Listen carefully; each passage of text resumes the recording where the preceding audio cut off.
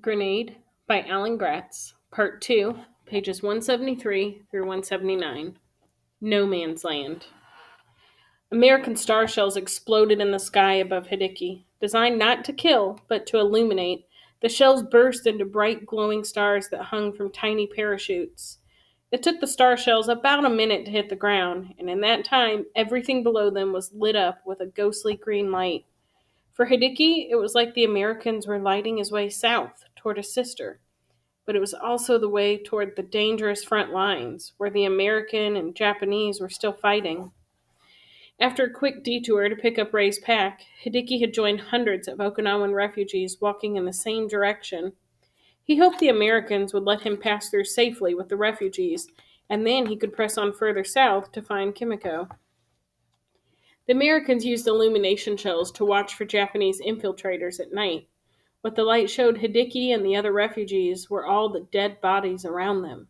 Some were Japanese, but most were Okinawan.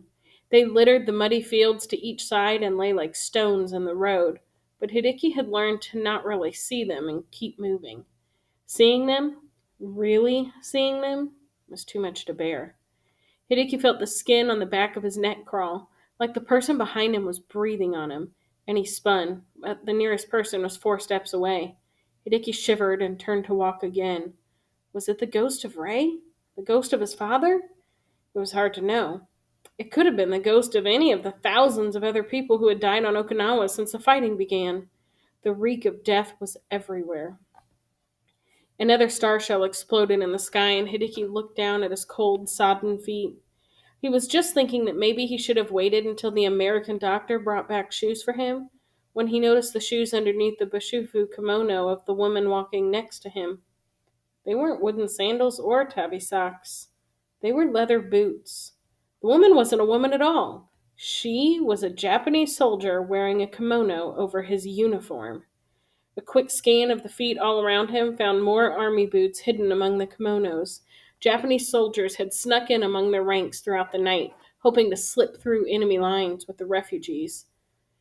Hideki's heart skipped a beat. He was in trouble. They all were.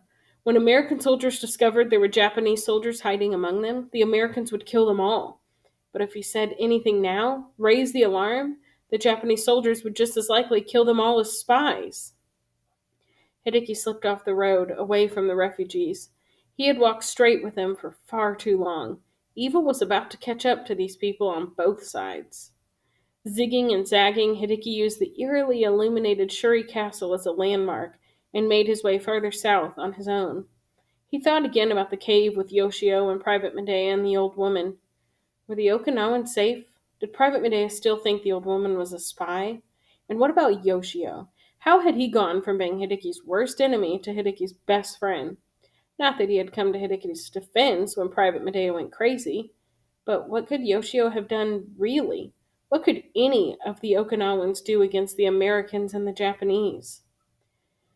Hideki slid to the bottom of a steep ravine where a body lay half buried in the mud. Another star shell exploded overhead, and in the light, Hideki saw that the fallen soldier was an American. That was unusual. The Americans usually claimed their casualties as soon as they could, taking them away to treat them or bury them. It was the Japanese who couldn't come out of their defensive bunkers to claim their dead. Hideki knelt by the body and went through the man's pack. There was food and a photograph. A pretty woman wearing a dress and sitting on a beach. The smeared imprint of her red lips decorated the bottom corner of the photo.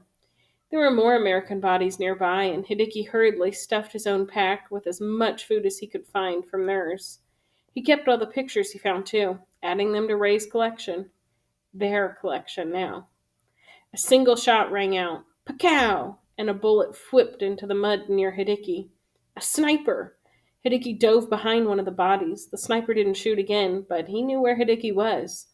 Hideki cursed himself for his stupidity. There was a reason this ravine was still full of American corpses. It was too dangerous to come and get them. He must have wandered right into the no man's land between the Americans on one side and the Japanese on the other. That meant that the slope behind him was occupied by the Imperial Japanese Army. If he could get to one of the caves inside it, he'd be safe. But if he stood, the American sniper would have a clear shot again. Hideki watched the star shell overhead growing dimmer and dimmer. He waited, his throat dry with anticipation, until the shell suddenly winked out and everything was pitch black again. Hideki leaped to his feet and ran up the hill, his bare feet slipping in the mud beneath him. For every meter he gained, he felt like he lost a half a meter sliding back down. Pakow! Pakow! Pakow! Bullets whipped into the hillside all around him. The American sniper couldn't see him, but he knew Hideki would be running in the darkness. Hideki climbed faster, his arms and legs scrambling to push him higher, higher. Pakow! Pakow! Pakow! More rifles joined the first. The American sentries were taking pot shots at him, hoping to hit him in the dark. Pa-boom! A battleship offshore fired another star shell. It whistled high into the air, leaving a glowing green-white trail. Any second now it would explode, the burning phosphorus lighting up the whole hillside. The American snipers would see him plain as day. Hideki's hand hit something wooden, a man-made ledge. Whoosh! A star shell burst overhead, and Hideki saw a small open window cut into the hillside, just big enough for him to crawl through. And the Americans saw him. Hideki tossed his backpack into the hole as bullets shredded the wooden frame, then pulled himself through the window head first. He hit the rock floor inside with a thump and scrambled back against the wall as bullets pinged through the opening. He licked his dry lips and panted hard, but at least he was still breathing. He'd made it. But where were the Japanese? The bunker was empty. If the Americans had been charging this hill for days and couldn't even come close enough to collect their dead, where were the Japanese soldiers with their rifles and machine guns and mortars? The American sniper stopped shooting. Hideki slid away from the hole in the wall, staying out of their line of sight. He crawled through a narrow tunnel to a larger cavern beyond, where multiple levels had been cut out of the rock, but the whole place was completely empty. Where was everybody? Hideki got goosebumps walking through the empty bunker. This place should have been teeming with Japanese soldiers, and it looked like it had been until very recently.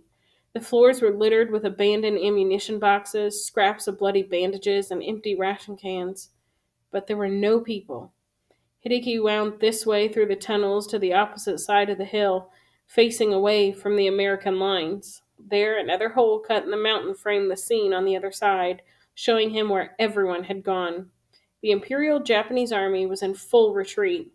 The roads south beyond the front lines were clogged with Japanese soldiers, all hurrying toward their next line of defense under the cover of dark and rain. When the Americans attacked the hill again tomorrow, they would meet no resistance. They would storm the bunker and find no one left inside, except for Hideki, unless he left right now. Hideki hiked Ray's backpack up on his shoulders, climbed through the hole, and ran.